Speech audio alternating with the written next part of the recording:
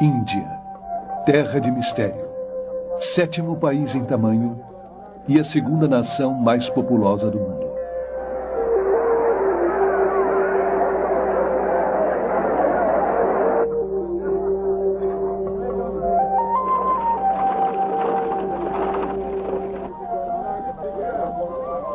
É rica em recursos naturais e mão de obra, e, no entanto, sua população é uma das mais pobres e sofridas da Terra.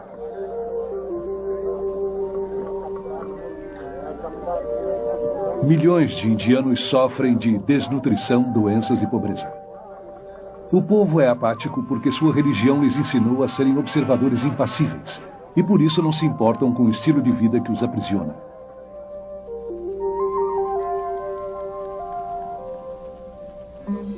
V.S. Naipaul, um indiano, descreve a Índia como uma civilização ferida, paralisada por suas crenças religiosas.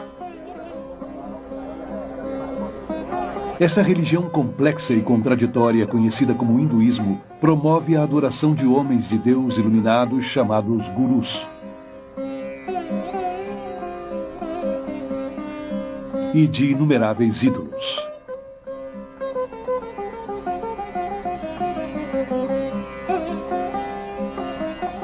Deifica tanto a natureza como a feminilidade e considera as deusas mães as deidades originais.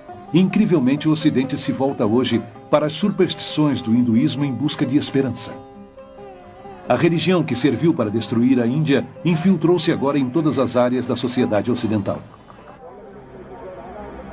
Afirmando que não é uma religião, mas sim uma ciência, está transformando as mentes, a ciência, a medicina, os meios de comunicação, a política e a igreja. O hinduísmo se torna mais atraente quando se veste com a terminologia cristã e conseguiu assombrosamente fazer-se passar como o último pensamento cristão.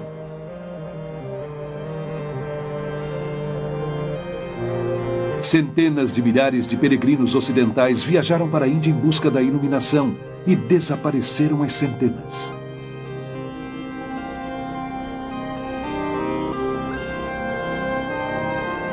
Frequentemente são destruídos pela loucura e perversão dos mesmos gurus que adoraram e consultaram em busca da salvação. Hoje em dia, centenas desses homens de Deus declarados estão invadindo o Ocidente.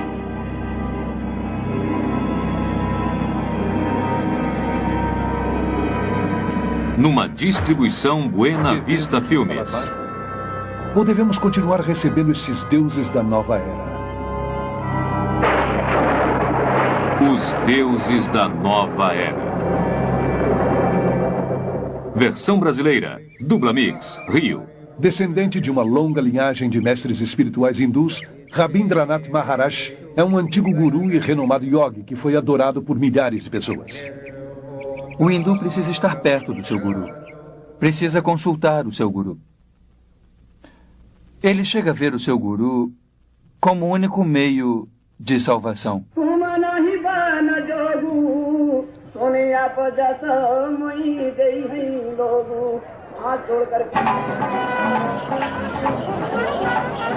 Aqui no Festival Kumbh Mela, ou Feira Aquariana em Allahabad, Índia, 20 milhões de hindus reúnem-se para presenciar uma interminável procissão de centenas desses autoproclamados homens de Deus.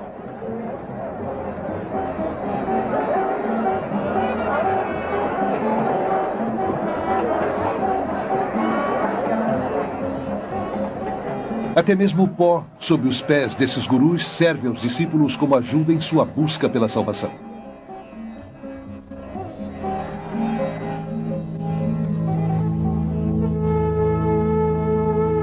Essa filmagem foi feita secretamente e levada para fora da Índia.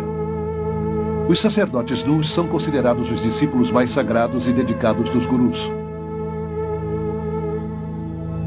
Muitos cobrem seus corpos com cinzas da cremação e pó e colocam esterco de vaca no cabelo.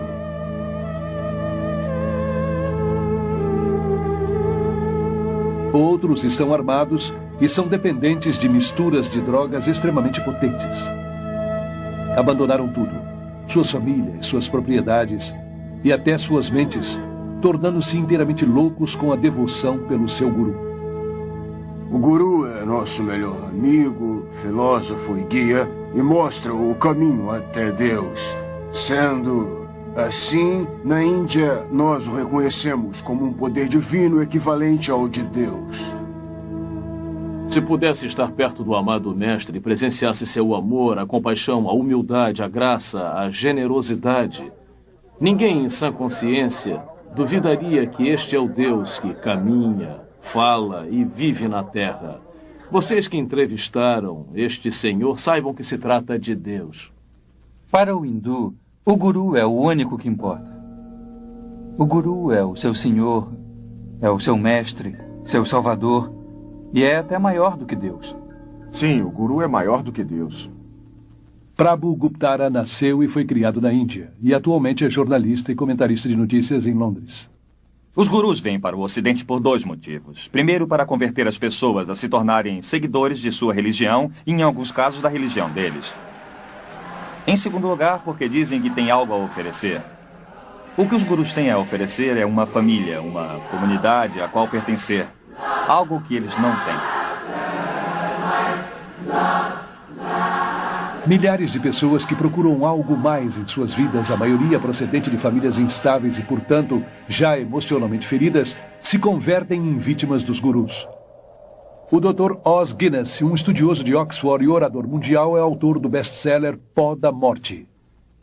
Um dos maiores anseios do mundo moderno é por um sentimento de aceitação, de pertencer, de sentir em suas vidas uma estabilidade em seus mundos, e as pessoas não encontraram no Ocidente e sentem falta disto. E reagindo contra este lado, estão caindo nos braços do Oriente sem se fixar muito nele.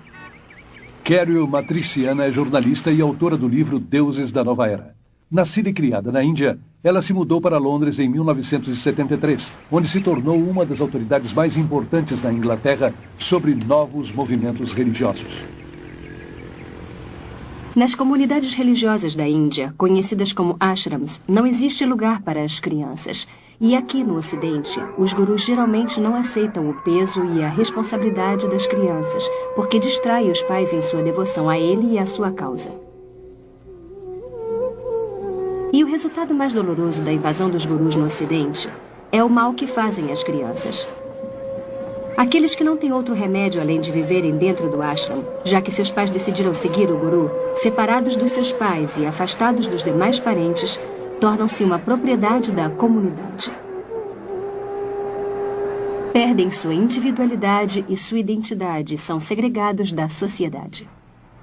O pastor Frederick Hack escreveu mais de 30 livros sobre vários cultos e é a maior autoridade alemã sobre os novos movimentos religiosos. As crianças que entram para o culto são educadas apenas para seguir as ordens de seus líderes. Nunca experimentam a liberdade. Nunca experimentam uma vida responsável, onde podem tomar suas próprias decisões, onde podem seguir a sua vontade. Eu tomei conta dessas crianças e as levei ao parque quando viam pessoas normais, se assustavam porque não tinham a aparência dos devotos, não raspavam a cabeça e não usavam túnicas. Ed Sonessey é um antigo membro da Sociedade Internacional de Consciência de Krishna, conhecida como movimento Hare Krishna. Durante 3 anos, foi o editor-chefe de sua revista De Volta à Divindade. Por que uma organização ia querer dividir uma família desta maneira? Pelo que eu sei do funcionamento do culto, é uma questão de controle. Aquilo que está dividido será vencido. Segundo Bhagavad Gita, que é um dos documentos mais importantes do hinduísmo, o discípulo não só deve adorar e venerar o guru como um deus, mas submeter-se a ele com todas as suas posses. Muitos dos gurus que conheço no Ocidente são muito ricos. Os gurus estão mais interessados em discípulos brancos do que em discípulos indianos. Principalmente porque obtêm mais dinheiro dos brancos. Centenas de gurus ficaram incrivelmente ricos no Ocidente, recebendo doações livres de impostos e fabricando e distribuindo todo tipo de recordações em honra desses autoproclamados homens de Deus. Eles adquiriram fazendas, guardas armados, enormes hotéis de luxo, até suas próprias frotas de aviões helicópteros. E no caso de Rajneesh, Rolls Royce.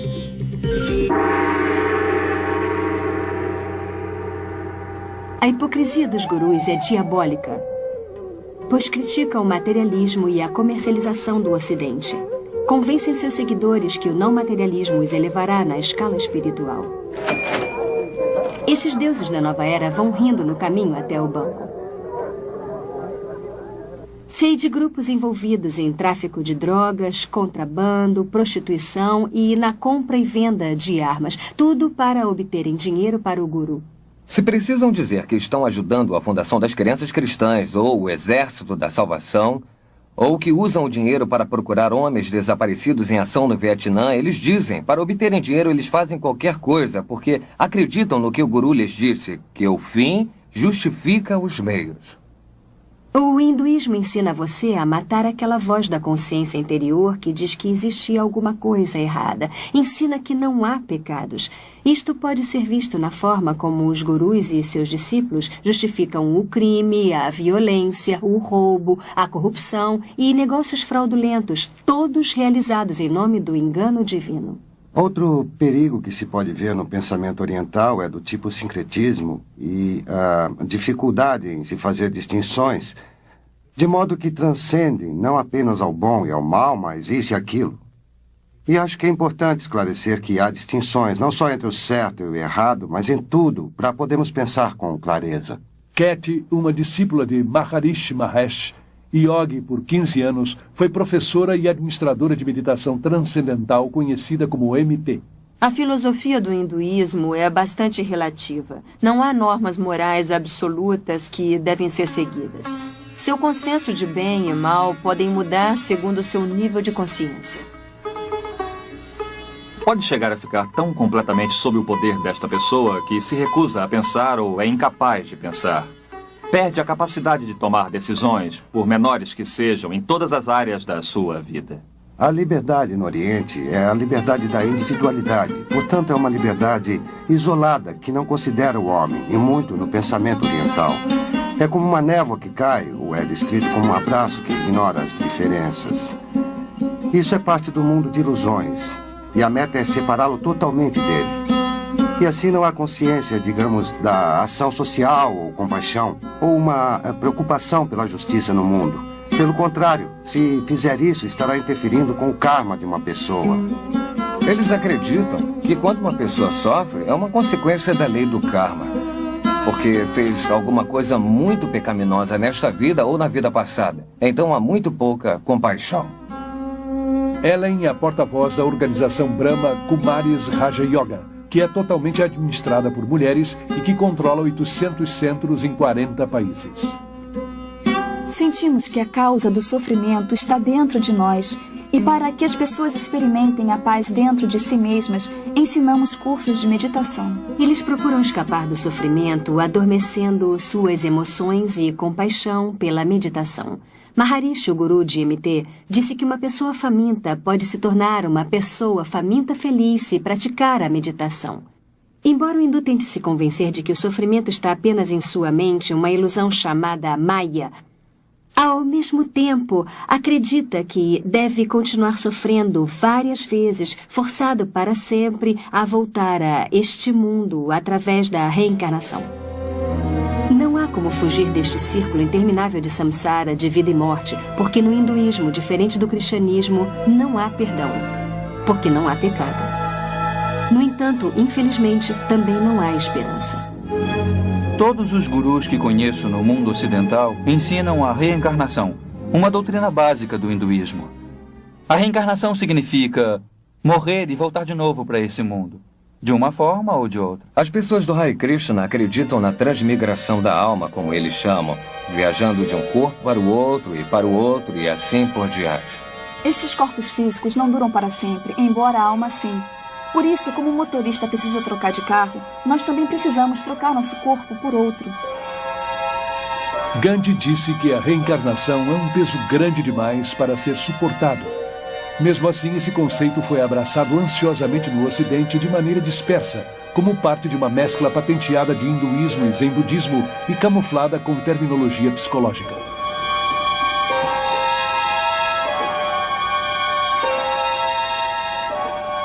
Esta religião da nova era é promovida através de milhares de redes mundiais e centenas de reuniões imensas, como este Festival da Mente, Corpo e Espírito, que é realizado em Los Angeles.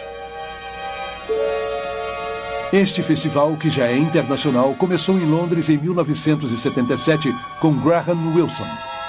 Explica a interpretação da reencarnação da nova era como uma evolução progressiva para um tipo de humanidade melhor. O fato é que nós não nos reencarnamos como uma alma individual dentro de um novo corpo, mas sim como uma consciência coletiva de almas. E acho que é por isso que temos muito mais acesso a informações do que percebemos. Ou se acredita na reencarnação ou na ressurreição. As duas não podem ser verdade ao mesmo tempo. Há aqueles que acreditam que Jesus foi uma reencarnação de Krishna ou Buda, ou algum outro grande mestre do passado. Mas só que a Bíblia nega totalmente isso. Até o início dos anos 60, apenas uma pequena elite do Ocidente acreditava na reencarnação. Hoje em dia, esta crença é aceita por quase 25% dos americanos e por cerca de 50% dos europeus. Igualmente, a yoga era praticada principalmente por um grupo de ocultistas na América e na Europa. Hoje, 19 milhões de americanos e muitos outros milhões na Europa estão ativamente envolvidos em algum tipo de meditação oriental. No total, 60 milhões de americanos incorporaram as filosofias orientais em sua visão do mundo. A Bíblia ensina que Jesus veio de uma vez por todas. Quando morreu, ele não reencarnou, ele ressuscitou. Está assinalado que todos os homens morrerão uma vez. E depois da morte virá o julgamento de Deus. Eu pude notar que, no mundo ocidental, a reencarnação se tornou uma moda.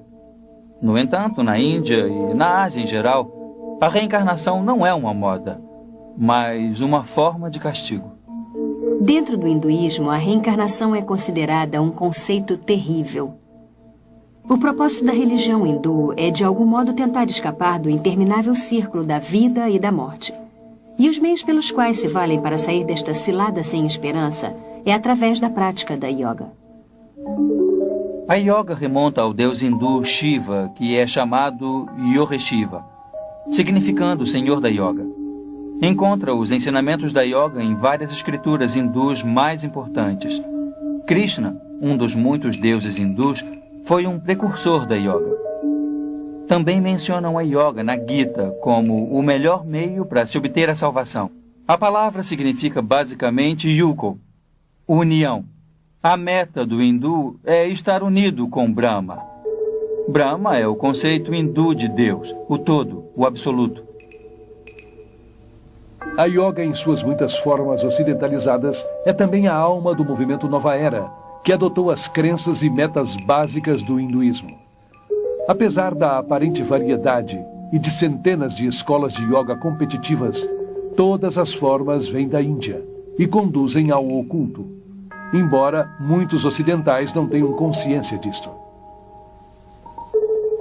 As técnicas da yoga incluem exercícios de respiração ou prana, posições chamadas asanas, dissolvendo a mente como leia, poderes psíquicos chamados siddhis, cantos repetitivos chamados mantras e o culto deliberado da magia negra conhecido como Tantra. Em minhas viagens pela Índia, eu encontrei vários ocidentais que se integraram ao hinduísmo e começaram a seguir gurus hindus como resultado de uma simples iniciação em uma aula de yoga.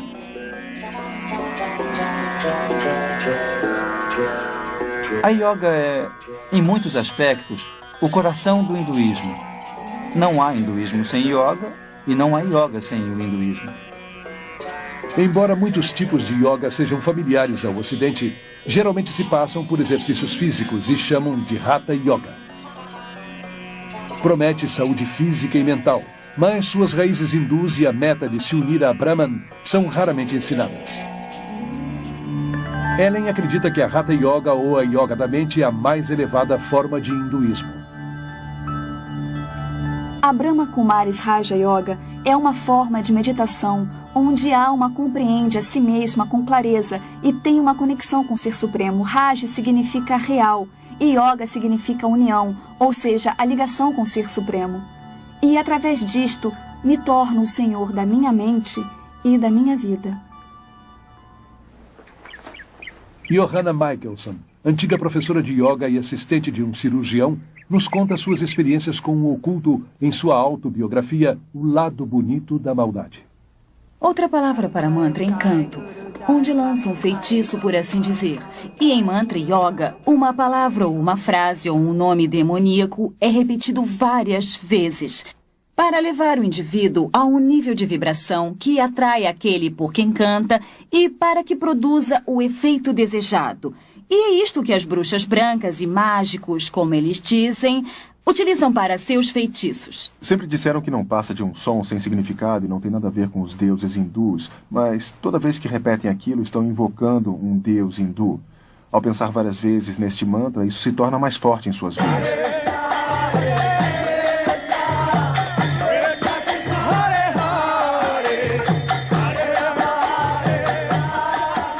O canto diz Hare Krishna, Krishna Krishna, Hare Hare, Hare Rama, Rama Rama, Hare Hare. 108 mantras de uma só vez, e eles cantam 16 vezes por dia. Precisam de 2 horas para fazer todos os dias, e essa é a exigência mínima que o guru impõe a eles. Usam às vezes como hipnose ou lavagem cerebral, porque cada vez que tem um problema ou enfrentam uma confrontação, você se retira para a segurança do canto em vez de pensar em resolver o problema em si. George Harrison, dos Beatles, converteu o mantra yoga em algo aceitável para o mundo através de sua música My Sweet Lord, onde ele incorporou o canto a um deus hindu Hare Krishna simultaneamente com a palavra bíblica Aleluia.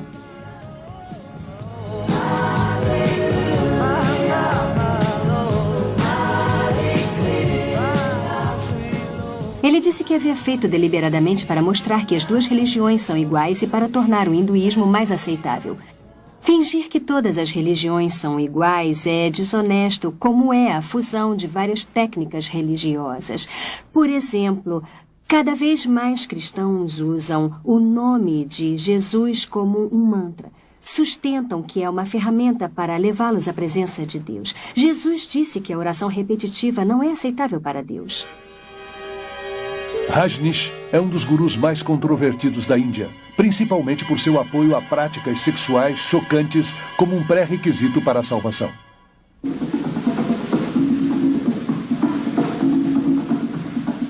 Seu tipo de yoga, chamado de meditação dinâmica, é uma combinação de hinduísmo e psicoterapia da nova era.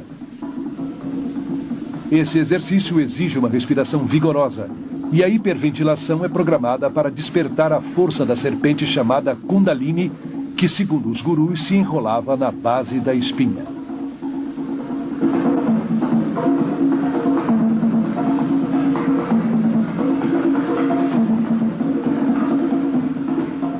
Fiz meditação dinâmica todos os dias. Nós chamávamos de meditação Kundalini. Começa com uma respiração catártica. Isso simplesmente para mover a energia e tirar-se da cabeça para dentro do corpo enquanto está respirando.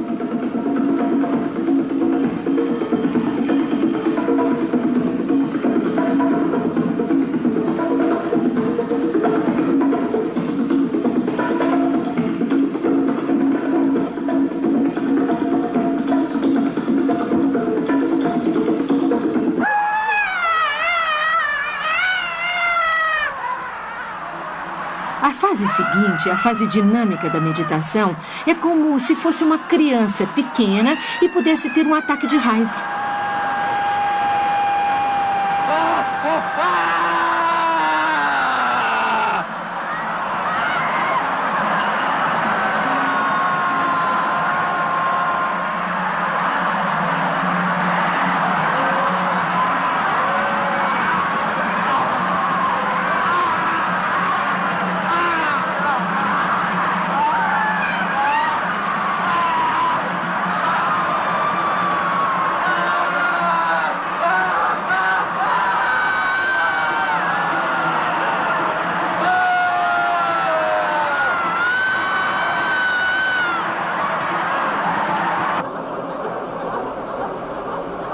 Ao chegar à terceira fase, quando pula e grita, quase não está mais lá.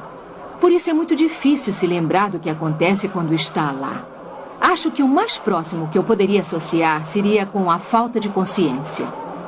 Chega a um estado onde sua mente sai de seu corpo. Seu corpo está pulando sem parar. Sua voz está gritando, mas não é você que faz isso. Torna-se um com a energia.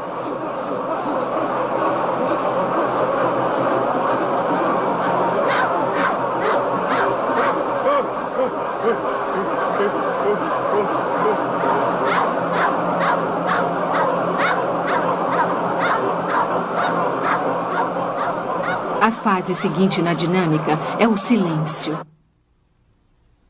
Alguém grita pare quando está fazendo o cartaz há 30 minutos. Depois de ter estado fazendo movimentos incríveis durante tanto tempo, e então só paz e silêncio. A mente para e você se sente unida com todo o universo. Publicaram várias reportagens chamativas, dando crédito aos gurus e suas técnicas pseudopsicológicas, mas esqueceram de mencionar os milhares de casos de transtornos emocionais e mentais. Loucura, suicídios, golpes, crimes, estupros que aconteceram em vários centros de gurus por todo o mundo. É alarmante ver que estas técnicas perigosas para a iluminação são utilizadas em psicoterapia, seminários de autoajuda e até mesmo foram aceitas em várias igrejas protestantes e católicas e em seminários. Uma das yogas de mais rápida aceitação no mundo ocidental atual é o Tantra, oferecida sedutoramente como um meio exótico para ampliar suas experiências sexuais. Como todas as yogas, foi criada para provocar possessão pelos espíritos hindus e assim podem romper a corrente da reencarnação. Tantra Yoga é a expressão máxima do hinduísmo. É a magia negra também chamada de branca, em que Shakti, a força Kundalini, é excitada. Os poderes psíquicos que acompanham estão em plena expansão e o indivíduo, de acordo com suas preferências pessoais, pode canalizar esta força para a magia negra, o que inclui o direito de meditar sobre cabeças decepadas, cabeças humanas na Índia e comer pedaços de carne e as partes não consumidas, nas cremações e outras práticas horripilantes, ou podem utilizar o que chamam de magia branca.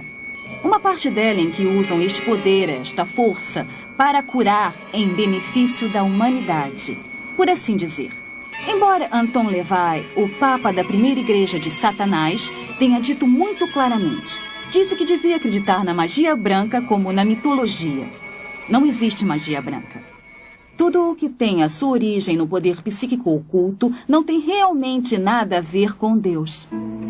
Embora a yoga tenha sido vendida para o Ocidente através de várias técnicas, seu ocultismo básico permanece o mesmo. A esperança pela imortalidade está implícita, e o sonho de se realizar como a divindade inerente é o propósito verdadeiro, transformar-se em Cristo, como dizem. Embora aleguem que a yoga é apenas física e não religiosa, é a verdadeira essência da espiritualidade do hinduísmo. A meditação eventualmente conduz ao domínio espiritual, onde a pessoa se vê por dentro, para encontrar a verdade de si mesma. E ao encontrar essa verdade, acredita que está encontrando a Deus. O que eu acho mais aterrador ao olhar para trás é que eu comecei a ter a impressão de que eu era Deus. E como Deus, poderia estruturar completamente a minha vida e meu universo exatamente como eu queria. Dave Hunt, autor notável e orador, é um dos principais especialistas da nova era. Seus livros incluem o best-seller Paz, Prosperidade e o Próximo Holocausto. Ele explica que o hinduísmo é baseado nas mesmas ideias que, segundo a Bíblia, a serpente apresentou a Eva no Jardim do Éden. Os yogis ensinam as mesmas mentiras que a serpente disse a Eva em Gênesis 3. Que a morte é apenas um caminho para a reencarnação e que os humanos se convertem em deuses. Isso é uma coincidência inacreditável, uma identificação clara do criador do misticismo oriental. Esse criador se chama Satanás na Bíblia e é também conhecido como a serpente. O poder máximo do hinduísmo está simbolizado pela serpente, que é glorificada e adorada no hinduísmo. A serpente tem sido conhecida como a energia ou a força e adorada como símbolo da sabedoria e da imortalidade em todas as religiões e culturas. Somente na Bíblia cristã judaica, a serpente é identificada como o enganador, o destruidor, o arqui-inimigo de Deus e do homem. O antigo medo e temor da serpente está sendo retirado sutilmente de nossa cultura. As crianças nos colégios são ensinadas para que aceitem a serpente, fazendo posições da cobra. Michelle, ensine como se faz a cobra. Isso mesmo. Arqueie suas costas. Isso. Olhe para frente. Ótimo. Sustente 1 segundo. Os exercícios respiratórios estão feitos para ensinar a absorver o prana, a força da energia da vida no cosmos, para levá-la aos chakras, os canais psíquicos e despertar a força Shakti, a força Kundalini, e conseguir esses poderes psíquicos, que são as partes integrais e prevalecentes da yoga. Lentamente, vamos respirar pelo nariz. Inspire, expire. Existe um grande perigo nas técnicas respiratórias. Inclusive, os autores e proponentes desses exercícios advertem que estes podem iniciar doenças emocionais e mentais. E avisam que algumas pessoas chegaram a serem internadas em manicômios pelo resto de suas vidas. Porém, também reconhecem que estes exercícios podem abrir sua alma, sua mente e todo o seu ser para que sejam possuídos por forças demoníacas. Os próprios seguidores dos gurus têm sido forçados a criar uma rede de emergência espiritual de cerca de 4.500 psiquiatras para tratar aqueles que entraram em alucinações com misticismo. Muitas pessoas não percebem que é terrivelmente perigoso entrar em um estado meditativo em que se deixa a mente em branco. E essa é a finalidade única das meditações na yoga. É como abrir a porta de um quarto e não ter o controle sobre o que entra. Muitas destas técnicas de yoga podem ser usadas apenas como exercícios.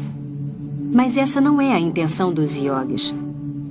Pode ser comparada a se alistar no exército. Embora o soldado possa se tornar mais forte e mais vigoroso, o propósito do exército não é com certeza o cuidado com a saúde. A meta é aprender a matar. E o mesmo acontece com a yoga. Todos os exercícios da yoga foram projetados para matar a vontade, a mente e as emoções, para tirar a alma do ciclo eterno da reencarnação. Eu pensei que estava me fortalecendo, mas o que fazia, na verdade, era me lançar para um estado modificado de consciência, uma forma de auto-hipnose que debilita enormemente a mente e o corpo. Mas essa fraqueza me fazia ter medo de desistir. O maior perigo que encontrei na prática da meditação transcendental foi a dependência da própria técnica. É como as drogas. Um viciado não quer deixar as drogas porque a experiência é reconfortante. Acredita que sua vida vai desabar se não as tiver. Eu pensei que se por acaso eu deixasse o Shangri-La, de repente ficaria velha e fraca e me desintegraria. Tinha medo de perder minha clareza e minha energia. Porém, mais tarde, quando deixei tudo isso, eu recuperei todas essas coisas que nunca encontrei com a meditação.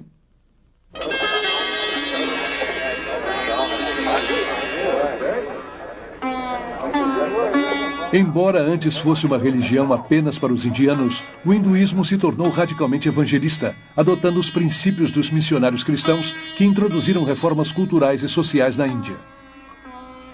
Em 1966, em uma conferência hindu internacional, os principais hindus planejaram uma estratégia para converterem o mundo.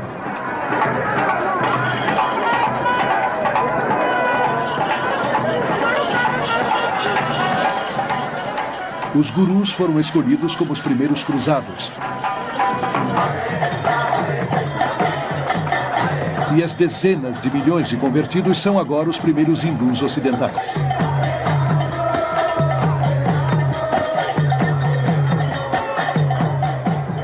Na Conferência Mundial de Hinduísmo de 1979, um porta-voz declarou que nossa missão no Ocidente havia sido coroada de um êxito fantástico. O hinduísmo está se transformando na religião mundial dominante e o fim da cristandade está se aproximando. Na Conferência MT de 1981, na Índia, um porta-voz disse que a principal missão da MT é se opor à expansão do demônio do cristianismo. A religião que quer destruir o cristianismo está sendo abraçada por milhões, inclusive muitas das igrejas atuais que ingenuamente sucumbem à propaganda espiritual e se tornam inconscientemente discípulos dos deuses da nova era. Por trás da campanha agressiva para o domínio mundial do hinduísmo está uma organização secreta chamada Vishva Hindu Parishad. É a organização missionária do hinduísmo. O parágrafo 4 de sua Constituição diz que sua meta é estabelecer uma ordem de missionários, tanto leigos como iniciados, com o propósito de propagar a dinâmica do hinduísmo. A revista hindu Vishva Parishad claramente estabelece que os professores de yoga por todo o mundo são os missionários de frente da religião hindu. Até mesmo os professores ocidentais podem não perceber que estão sendo usados pelos líderes hindus da Índia. Porém, estão. O plano de Vishva Hindu Parishad para converter o mundo ao hinduísmo criou milhares de redes mundiais da nova era, com dezenas de milhões de convertidos trabalhando juntos por um novo governo mundial. Através da nova aparência da yoga, a mente ocidental está sendo sistematicamente condicionada a aceitar um ponto de vista neopagão do mundo combinado com o pensamento da nova era. Essa afirma oferecer mais integridade, autoconfiança, boa vontade, liberdade e diz ser a verdadeira alternativa para a mente estreita do cristianismo. A yoga é parte de nossa sociedade atual. Está sendo vendida como uma técnica para relaxamento, para aliviar a tensão, ser brilhante e mais bonito. O mundo glamuroso da individualidade fomenta a yoga, a meditação e as técnicas de visualização como os meios para se obter um corpo, uma mente e um espírito mais bonitos e mais sãos. Existe uma espiritualidade, mas com um significado antibíblico. Mesmo o relaxamento se tornou uma busca espiritual do chamado potencial total por meio de massagens holísticas, tanques de isolamento e outras centenas de técnicas na nova era. A maioria dos centros dos jovens cristãos por toda a América oferece aulas de yoga e quase 2/3 de todas as universidades e faculdades oferecem yoga como uma parte de seu programa de estudos. Muitas pessoas que eu conheci que praticam yoga me disseram que elas praticam por benefícios físicos. Mesmo assim, qualquer hindu lhe dirá que não existe nenhum yoga que tenha uma dimensão puramente física. Os exercícios de yoga não foram projetados para aptidão física, mas para realinhar a força da serpente dentro do corpo, para alcançar o estado divino. É o yugo, que significa yoga com Brahman. Quem quiser se manter em forma deve procurar praticar exercícios apropriados, e não yoga. Muitos hospitais têm suas próprias aulas de yoga e meditação para ajudar a reduzir a tensão dos pacientes, médicos e enfermeiras. Médicos e dentistas que nunca pensariam em promover o cristianismo ou o judaísmo por se tratarem de religiões, estão inconscientemente envolvendo seus pacientes em práticas hindus. Além de promover a yoga, as revistas sobre educação física e saúde favorecem as escolas de vegetarianismo, uma prática essencial do hinduísmo. Um exemplo extremo é a macrobiótica, que tenta a manipulação espiritual através da dieta. Maharishi disse uma vez que o vegetarianismo era a forma mais alta de dieta.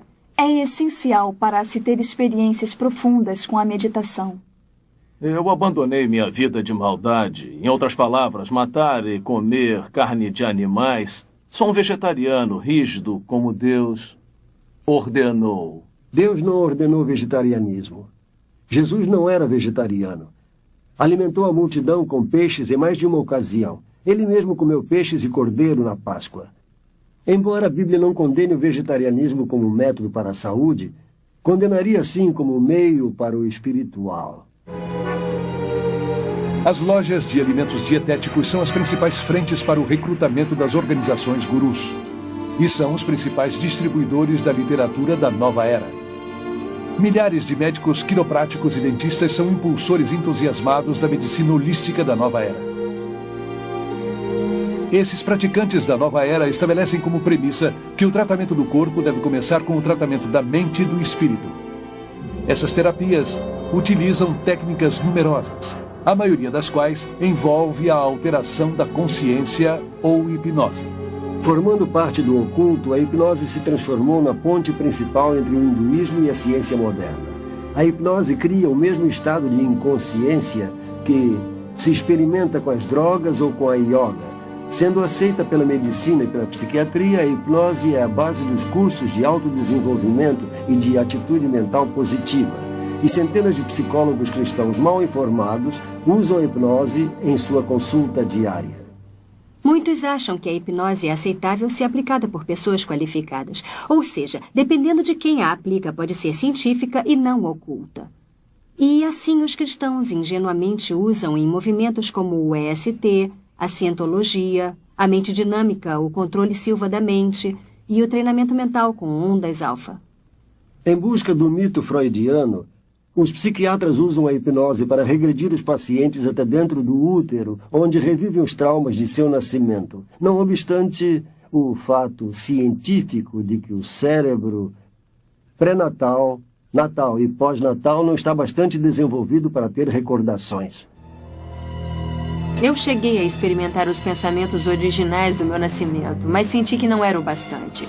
Fui mais atrás e experimentei meus pensamentos durante a concepção. E depois foi a uma vida anterior para conhecer por que havia estruturado minha concepção do modo como eu fiz. Isso nunca acaba, é um ciclo sem fim. E além disto, eles o levam a vidas anteriores de onde saem contando fatos de outras vidas que viveram sobre a Terra. Obviamente, a memória não vem do cérebro, vem de uma fonte incerta. O campo da medicina está abraçando várias crenças da nova era que não podem ser explicadas cientificamente, tal como a acupuntura, que diz manipular as forças de Kundalini com agulhas. E o biofeedback, que é um dispositivo de monitoramento para treinar uma pessoa a controlar funções normalmente involuntárias como a pressão sanguínea. O documentário da Clínica Menninger sobre biofeedback o chama de Yoga do Ocidente. Elmer e Alice Green, pioneiros da investigação do biofeedback, admitem que cria o mesmo estado de inconsciência daquele que provém da yoga. Esta yoga eletrônica foi agora introduzida pelos psicólogos no mundo dos esportes, incluindo as Olimpíadas. A terapia da autoajuda é uma ferramenta de motivação usada por centenas de empresas competitivas por toda a América. Seminários de fim de semana associados ao sucesso da atitude mental positiva e fitas de persuasão subliminar enviados pelo correio prometem melhorar o comportamento pessoal e nos negócios, através de uma mistura de psicologia humanista e misticismo oriental. O movimento potencial humano, com sua ênfase no eu, autoestima, autoamor, autoaceitação e uma imagem autopositiva, não passa de uma versão ocidentalizada da autorrealização dos yogis. Conceito guru da divindade interior de que todos somos Deus. Rolling Thunder, o curandeiro índio Shoshone, disse: os cientistas descobrirão o que os pagãos sempre souberam. E é o que acontece com a invasão do misticismo oriental ao Ocidente. Nos últimos anos, muitos cientistas importantes abraçaram com entusiasmo o misticismo oriental. O hinduísmo, que afirma ser a religião mais antiga do mundo, está sendo enganosamente disfarçada como uma ciência da nova era. E muitos estão sendo sedutoramente enganados. É disseminado cuidadosamente para não reforçar o lado religioso, mas o científico. Não mencionam um aspecto espiritual, mas reforçam com exercício. Maharishi descobriu que nos Estados Unidos as pessoas não aceitariam o aspecto religioso, por isso ofereceu o aspecto científico. Começou fazendo com que os cientistas começassem a experimentar com meditação, medindo a respiração, as ondas cerebrais, etc. E quando descobriram que o metabolismo desacelerava durante a meditação, descobriram que poderiam apresentá-lo como um fato científico e que as pessoas o aceitariam. Nas escolas de todo o mundo ocidental, do jardim de infância à universidade, o ocultismo hindu é ensinado abertamente, embora haja a separação obrigatória entre a igreja e o Estado. O guru Thakar Singh foi convidado para falar em um centro de ensino da Califórnia. Kurt, um aluno de lá, ficou tão influenciado que foi para a Índia e hoje é um dos seguidores mais devotados de Thakar. Bastou meia hora de conversa e 20 minutos de meditação para que a experiência que eu tive lá fosse algo que nunca tinha sentido e aquela energia na capela onde ele estava falando era algo eletrizante, com sentimentos de amor e paz. Era um silêncio que me deixava aturdido. É terrível que, nas escolas públicas por toda a América, onde a oração cristã foi proibida, que a yoga, as técnicas orientais de meditação e visualização, que são apenas formas da oração hindu, não só são permitidas, como são ativamente promovidas. Da professora até os alunos, aprendemos que a yoga pode ajudar as crianças a reduzirem a tensão e a se concentrarem. Muitos professores estão sendo orientados para desenvolverem uma consciência em massa nos estudantes. Relaxem. Todos vamos levantar as mãos bem lentamente. Ensinam as crianças a abandonarem sua faculdade crítica e centralizarem-se em seus sentimentos intuitivos e experiências. Relaxem. Apenas relaxem. Imaginem que estão na ponta de uma nuvem suave e fofa. E todos estão bem relaxados, confortáveis. Vejam o céu azul em suas mentes. Estamos criando uma geração de crianças sob o bombardeio dos desenhos animados e televisão e papéis de fantasia em vários jogos em que dizemos que o oculto e a filosofia oriental são maravilhosos. Não algo a terem medo, não algo feio ou perigoso, mas sim algo bonito com criaturas adoráveis reptilianas com grandes poderes psíquicos que estão levando estas crianças a uma aceitação de coisas que são perigosas além da compreensão de qualquer um. Uma criança pode entender o lado bom e o lado ruim da força. E entender a força é entender a base do hinduísmo. George Lucas, criador da série Guerra nas Estrelas, é, na vida real, um grande devoto da força que diz, pode permitir que qualquer um leia mentes, veja o passado e eventos futuros, levite e entre no mundo interior da energia psíquica. Os gurus orientais, os ocultistas, os cultuadores de cada seita tomaram palavras da Bíblia e tomaram a liberdade de redefini-las de acordo com suas pressuposições básicas.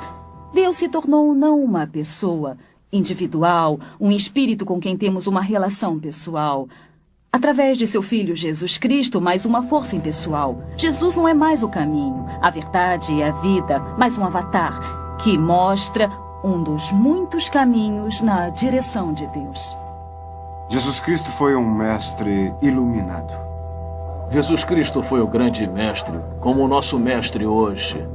A palavra feito carne, como diz a Bíblia. Jesus mesmo nos avisou que nos últimos dias muitos chegariam afirmando serem Cristo e o Messias. Cada ser humano é pacífico por natureza, puro por natureza, bom por natureza.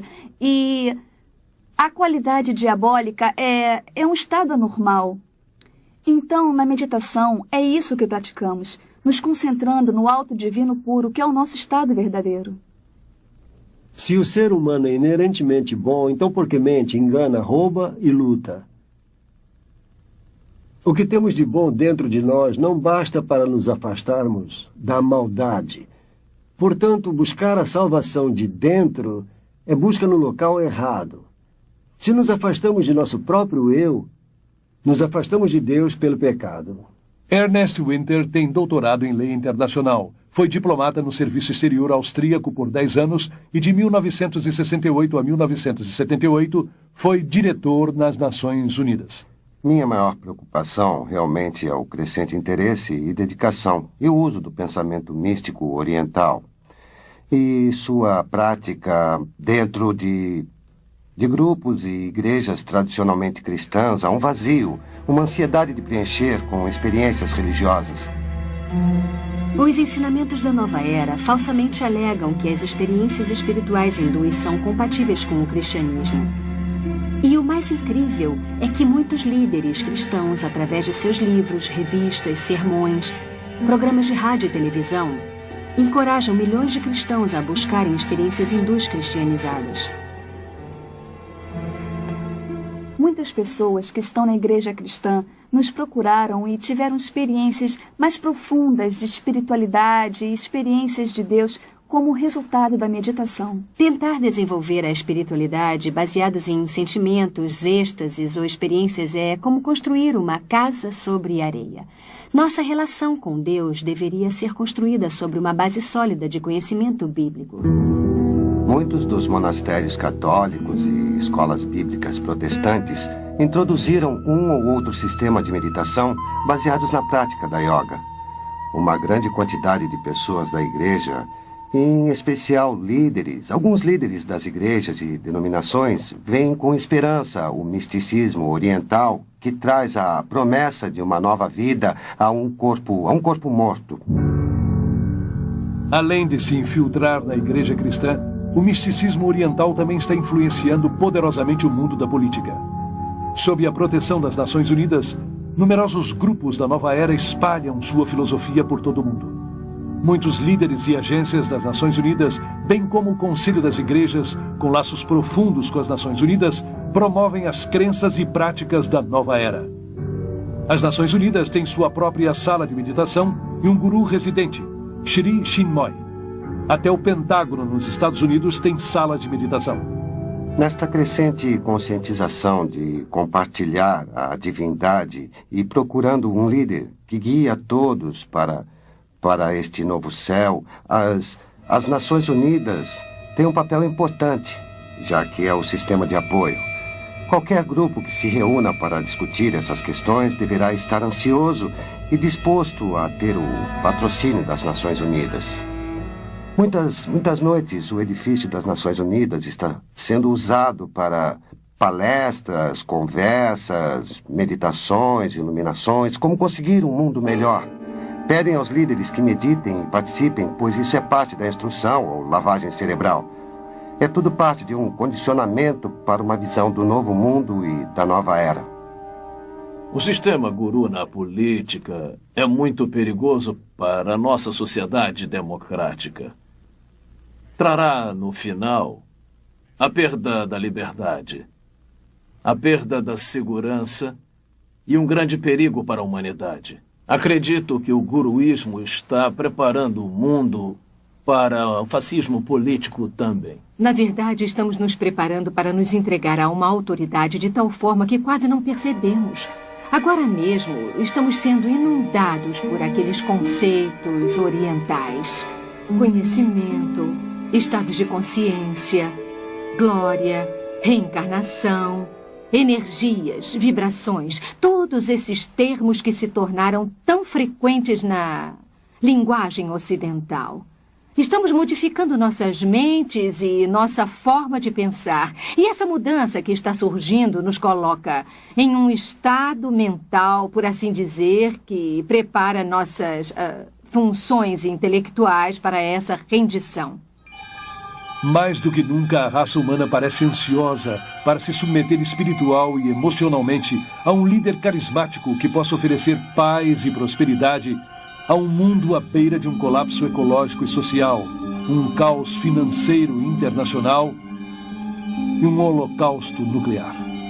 Os cristãos estão aguardando a volta de Jesus ressuscitado com os cravos em suas mãos e pés. Mas os seguidores dos gurus estão esperando um soberano mundial que não dirá ser Jesus, mas a última reencarnação do Espírito de Cristo, e terá os poderes psíquicos para prová-lo. Este é o significado do estado alterado da consciência alcançado na yoga e outras formas de meditação oriental. Um ganhador do Prêmio Nobel descreveu o cérebro como uma máquina que um fantasma pode operar, o que quer dizer que em estado de modificação de consciência, a conexão entre o meu espírito que normalmente opera meu cérebro e meu cérebro se relaxa, o que permite que outro espírito se interponha e comece a jogar com os neurônios, criando todo um universo de ilusão, viagens astrais e poderes psíquicos. E assim o mundo vai se preparando para o último grande engano. Sem dúvida alguma, estão preparando o cenário para